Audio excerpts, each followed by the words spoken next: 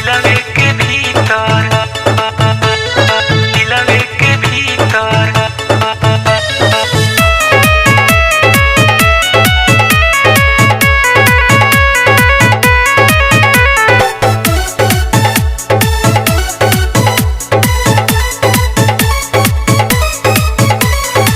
स्वर्ग के अप्सरों से भाड़ू तू ब्यूटीफुल, नाजुक कलहिया से डालो गाला में फूल। मारी के चली ह तू इतर दुलारी रहबू दिलवे के भीतर, बनी जा पतनी पवित्र दुलारी रहबू दिलवे के भीतर। स्वर्ग के अप्सरों से भाड़ू तू ब्यूटीफुल, नाजुक कलहिया से डालो गाला में फूल। मारी के चली ह तू इतर दुलारी रहबू दिलवे के भीतर, बनी जा पतनी पवित्र के दिन बावे शुभ शनिचर।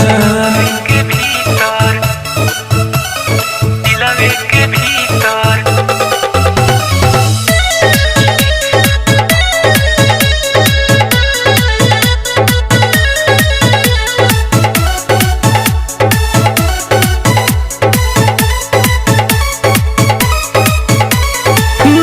नसीली तोहर बतिया शराबी, मुश्किल बेलू बन जाए सबाबी।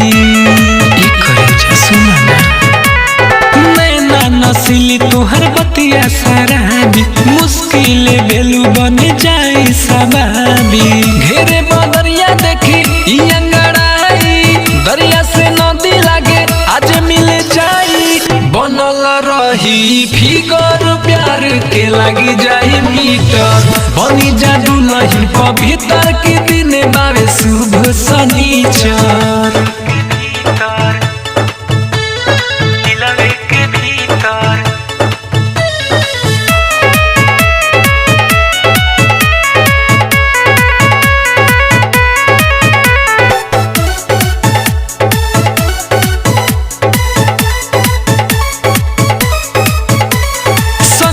मर जैसे तारा सन शरीरिया, तोहरे से महकेले शीतली बेअरिया।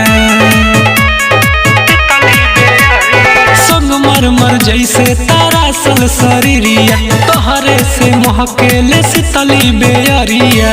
अरे तुलसिया के हो जाओ प्यारी, कमले से राज कदी सद के तैयारी।